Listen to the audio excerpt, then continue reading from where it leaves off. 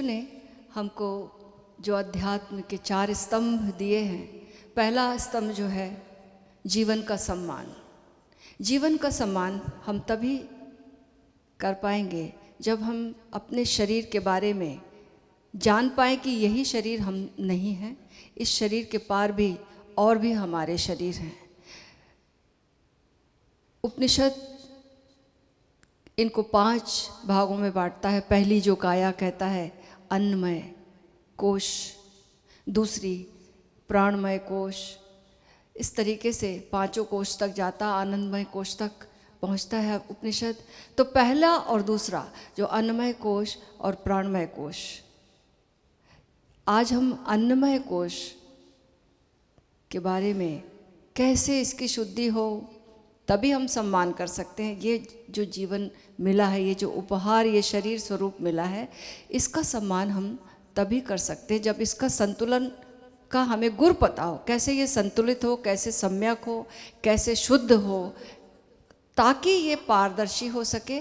और जैसे एक लेंस है, चश्मा है, चश्मे में मेरे अक्सर धूल जम जाती है और मेरे को लगता है कि मुझे दिखाई ही नहीं दे रहा, लेकिन बात यह है कि उसमें परत जम गई है और उस परत के पार हमें दिखाई नहीं देता। ठीक ऐसे ही अगर यह शरीर जो हमारा अशुद्ध है तो इसके पार का अनुभव मुश्किल है। तो यह अशुद्धि क्या क्या है, कैसे होती है और इसका शुद्धिकरण कैसे हो। तो अन्नमय कोश के बारे में ये तो पहली बात तो सबको मालूम है कि ये अन्न से बना है। ये जो काया है, जो हम खाते हैं वही हो जाते हैं, जैसा भोजन करेंगे उसका असर इस पर आता है। और हम भोजन करते हैं और एक दिन भोजन हो जाते हैं। ये वाली काया नष्ट होने वाली काया है, क्षणभंगुर है, इसको एक दिन भोजन किसी का बनना ही बनना है। एक ये भोजन से आश्रित है, भोजन करती है और फिर किसी एक दिन किसी का भोजन हो जाएगी अंततः। तो ये अन्नमय काया है और इसकी ये जो दिखाई दे रही है इन आँखों से, ये काफ़ी नहीं है ये अन्नमय काया। एक तो त्वचा अपने को दिखाई दे रही है इन इंद्रियों से, त्वचा है, हड्डी है, मांस मज्जा है, लेकिन और भी इसके पीछे और भी है जो हम नहीं देख सकते। वो माइक्रोस्कोप से देख सकते हैं, सूक्ष्मदर्शी यंत्र से देख सकते हैं।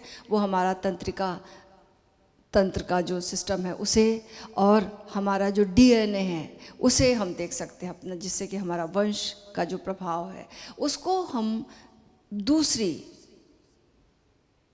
डिवाइस से यानी सूक्ष्मदर्शी यंत्र से देख सकते हैं। और एक परत है जिसको कि हम नहीं देख सकते, लेकिन उसी के कारण ये शरीर है, उसी से ये जो बिल्डिंग बनी है शरीर की, उसी के अनुसार बनी है। ऐसे कह लो कि जैसे ये मंदिर बनना था, पहले मंदिर तो नहीं था यहाँ पर, उसका पहले नक्शा बना, नक्शा कागज पर था तो मंदिर तो नहीं है नक्शा, लेकिन उसके बिना मंदिर भी नहीं बनेगा। तो ब्लूप्रिंट कह लो, हमारे जो ब्लूप्रिंट है हमारे भीतर, जिससे एक बीज है, बीज को अगर तोड़ेंगे तो दिखाई तो कुछ भी नहीं देगा, लेकिन बीज के अंदर जो नहीं दिखाई दे रहा वो ब्लूप्रिंट है, उसी से पूरा पेड़ बना हुआ है। ठीक ऐसे ही हमारे भीतर जो तीसरा जो परत है इसकी, इस अन्नमय शरीर की, वो दिखाई नहीं दे रही है, लेकिन वहीं से ये बिल्डिंग, ये भवन खड़ा हुआ, वो संस्कारों की परत, वो जो पिछले कर्मों की परत है, वो उसके कारण ये पूरा जो भवन कैसा हमारी रूपरेखा होगी, क्या हमारी हैबिट्स होंगी, ये सारा कुछ शरीर का निर्माण होता है। तो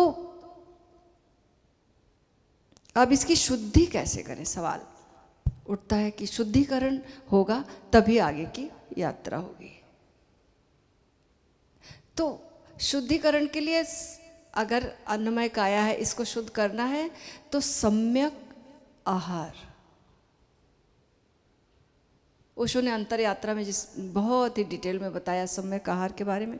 तो सम्यक आहार, संतुलित आहार और एक संतुलित जीवन शैली, ऐसे समझे कि ये शरीर एक वीणा की तरह है और अगर हमने इसके तार को बहुत कस दिया तो संगीत नहीं निकलेगा, टूट जाएगा, और ढीले छोड़े तो संगीत नहीं आएगा।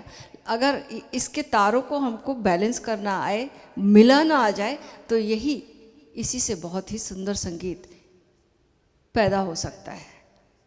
इसकी उपेक्षा की गई।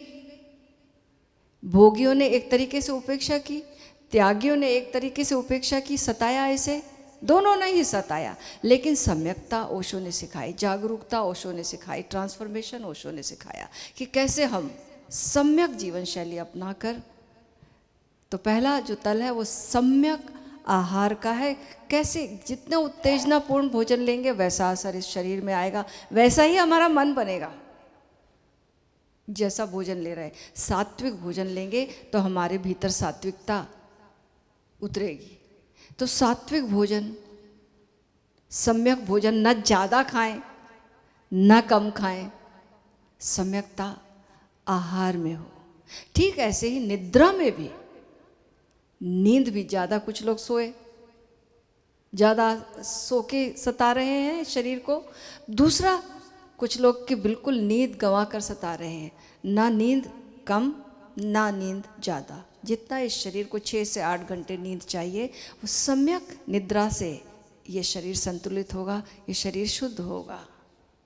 सम्यक व्यायाम से, व्यायाम भी करना होगा, एक्सरसाइज इसको शुद्ध करती है। लेकिन ज़्यादा एक्सरसाइज करेंगे तो भी बात नहीं बनेगी, कम एक्सरसाइज करेंगे तो भी बात नहीं बनेगी। तो सम्यकता सबकी अपनी अलग अलग होगी। सम्यक एक्सरसाइज करना है, सम्यक व्यायाम, सम्यक निद्रा, सम्यक एक्सरसाइज और एक नियमित जीवन शैली।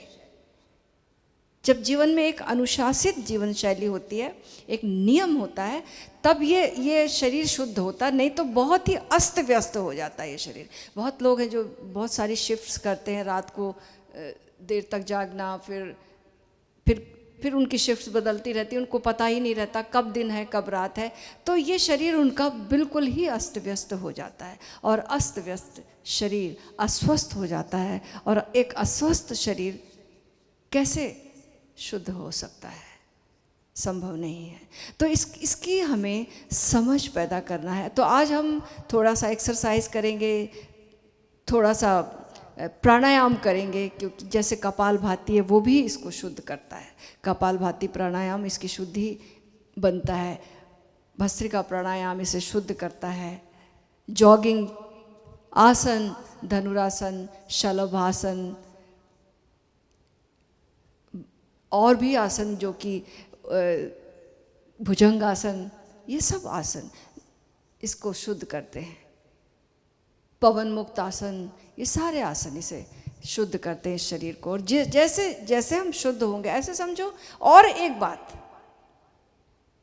इस शरीर में जो भी दमन हो रहा भावों का, क्रोध आया क्रोध दबा लिया, रोना आया रोना दबा लिया, हंसना दबा लिया, जो भी दमन हो रहा है, हमको दमन करना पड़ रहा संस्कृति के कारण। सभ्यता और सुसंस्कृत रहना है तो दमन भी आवश्यक चरण है उसका। तो वो दमन जो है वो ग्रंथियां बना रहा है शरीर में, हो रहा है मन में, भावों में, लेकिन वो ग्रंथियां बना रहा है, शरीर पर प्रकट हो रहा है वो। और वो ग्रंथियां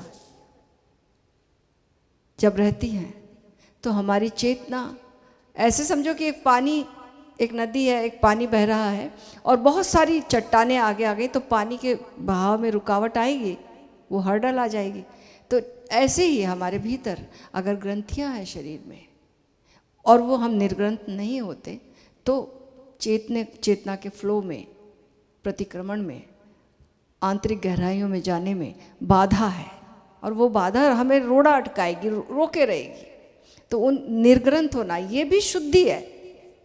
तो ओशो ने जो जोड़ा है ना रेचन, इससे हम निर्ग्रंथ होते। पहले ब्रीदिंग जोड़ी है, सक्रिय ध्यान जब हम करते हैं, सक्रिय ध्यान में भस्त्रिका प्राणायाम इस शरीर अन्नमय कोश को ही शुद्ध कर रहा है वो। फिर उसके बाद रेचन इसे शुद्ध कर रहा है, ग्रंथियों से मुक्त कर रहा है। और फिर बाद में मंत्र का प्रयोग है जो कि आगे के शरीरों पर फिर काम करता है। तो आज हम सद्गुरु ओशो की अमृतवाणी सुनेंगे, उसके बाद फिर इस अन्नमय कोश की शुद्धि के उपाय, और फिर इसके ये मंदिर है, ये अभी जो हमने गाया ना, ये देह नाचता हुआ मंदिर है प्रभु का, तारों से झिलमिलाता अंबर है प्रभु का। जब हम अपने भीतर बंद आँखों से अपने अंतरतम में जाएंगे तब हम पाएंगे कि ये तारों से झिलमिलाता मंदिर है क्या आखिर। ये भीतर हम अंततः ऊर्जा ही है, जो हमारा ऊर्जा शरीर है उसके पार जब हम अपने भीतर निराकार में देखते हैं तो वो एक जो आकाश और उसमें जो आलोक के हम दर्शन करेंगे तो आगे के अनुभव होते जाएंगे।